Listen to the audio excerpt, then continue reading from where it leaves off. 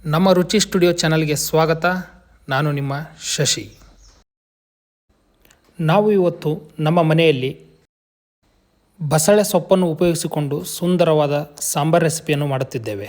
ಬನ್ನಿ, ಇದೇ ನೋಡಿ ಆ ಸುಂದರವಾದ ಬಸಳೆ ಸೊಪ್ಪು. ಸಾಂಬಾರ್ ತಯಾರಿಸಲು ಬಸಳೆ ಸೊಪ್ಪು, 1 ಸೌತೆ, 3 ಟೊಮೊಟೊ, ಸ್ವಲ್ಪ ಕರಿಬೇವು, 1 ಕಪ್ ತೊಗರಿಬೇಳೆ, ಸ್ವಲ್ಪ ಕೊತ್ತಂಬರಿ ಸೊಪ್ಪು ಮತ್ತು ಸ್ವಲ್ಪ ಪಾಲಕ್, ಜೊತೆಗೆ ಅವರೆಕಾಳು, ಈರುಳ್ಳಿ. 1 ಕಪ್ ತೊಗರಿಬೇಳೆಯನ್ನು ಚೆನ್ನಾಗಿ ನೀರಿನಲ್ಲಿ ತೊಳೆದು,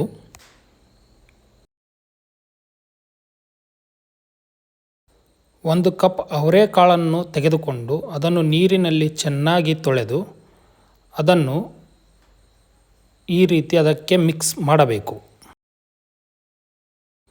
ಅದಕ್ಕೆ ಸೌತೆಯನ್ನು ಚೆನ್ನಾಗಿ ತೊಳೆದುಕೊಂಡು ಕುಕ್ಕರ್ನಲ್ಲಿ ಇಟ್ಟಿರುವಂತಹ ಪದಾರ್ಥಕ್ಕೆ ಇದನ್ನು ಸಹ ಹಾಕಬೇಕು.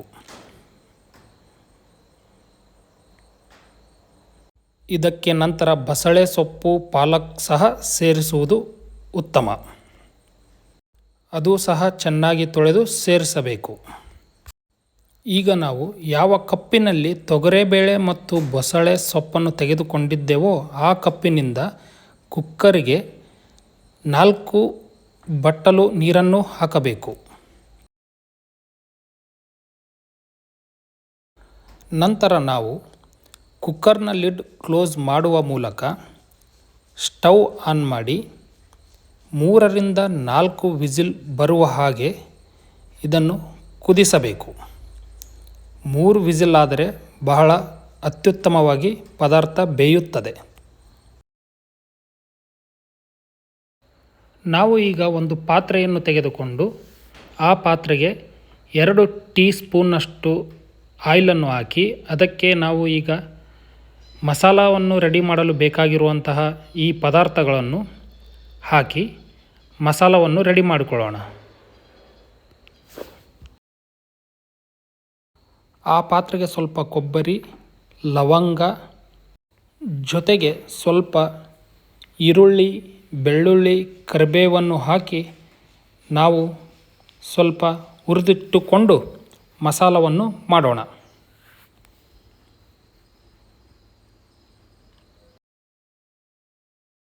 ಆ ಪಾತ್ರೆಗೆ ಸ್ವಲ್ಪ ಹುಣಸೆ ಹಣ್ಣು ಹಾಗೂ ಜೀರಿಗೆಯನ್ನು ಸಹ ಹಾಕಿಕೊಂಡು ಹುರಿದಿಟ್ಟುಕೊಳ್ಳೋಣ.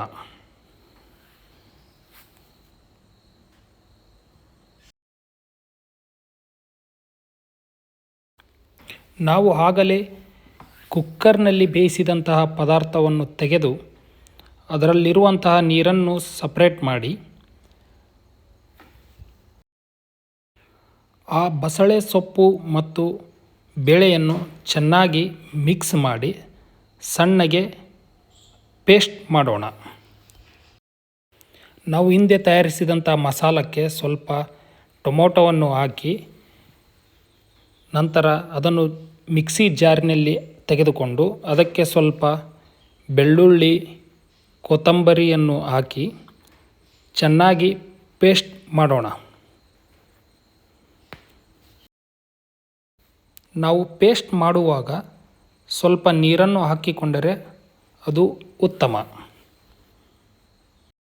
ಈಗ ನಮ್ಮ ಪೇಸ್ಟ್ ರೆಡಿಯಾಗಿದೆ, ಮಸಾಲ ಪೇಸ್ಟ್.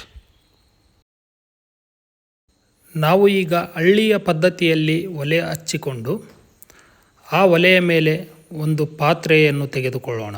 ಆ ಪಾತ್ರೆಗೆ ಸ್ವಲ್ಪ ಎಣ್ಣೆ, ಅದರ ಜೊತೆಗೆ ಸ್ವಲ್ಪ ಜೀರಿಗೆ ಮತ್ತು ಸಾಸಿವೆಯನ್ನು ಹಾಕಿ ಒಂದು 7 ರಿಂದ 8 ಮೆಣಸಿನಕಾಯಿಯನ್ನು ಹಾಕಿಕೊಳ್ಳೋಣ ಮತ್ತು ಅದಕ್ಕೆ ಸ್ವಲ್ಪ ಈರುಳ್ಳಿಯನ್ನು ಹಾಕಿ ಚೆನ್ನಾಗಿ ಮಿಕ್ಸ್ ಮಾಡುತ್ತಾ ಟೊಮೊಟೊವನ್ನು ಸಹ ಹಾಕಿಕೊಂಡು ಬೇಯಿಸೋಣ.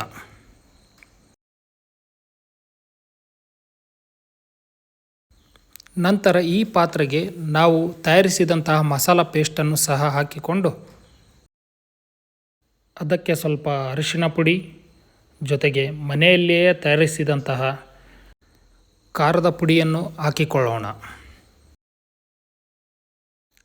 ನಂತರ ಸ್ವಲ್ಪ ಬೆಲ್ಲ, ಅದರ ಜೊತೆಗೆ ರುಚಿಗೆ ತಕ್ಕಷ್ಟು ಉಪ್ಪನ್ನು ಸಹ ಸೇರಿಸಿಕೊಂಡು ಚೆನ್ನಾಗಿ ಮಿಕ್ಸ್ ಮಾಡುತ್ತಾ ನಮಗೆ ಎಷ್ಟು ಬೇಕೋ ಅಷ್ಟು ನೀರನ್ನು ಸಹ ಹಾಕಿಕೊಂಡು ನಾವು ಈಗ ಸಾಂಬಾರ್ ರೆಸಿಪಿಯನ್ನು ರೆಡಿ ಮಾಡೋಣ.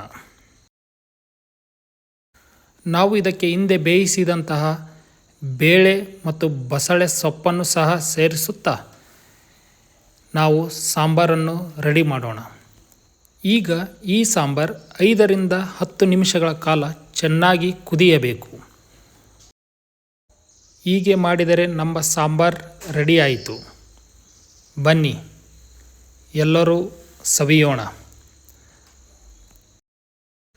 ಮತ್ತು ನನ್ನ ಚಾನಲನ್ನು ಸಬ್ಸ್ಕ್ರೈಬ್ ಮಾಡಲು ಮರೆಯಬೇಡಿ. ಧನ್ಯವಾದಗಳು.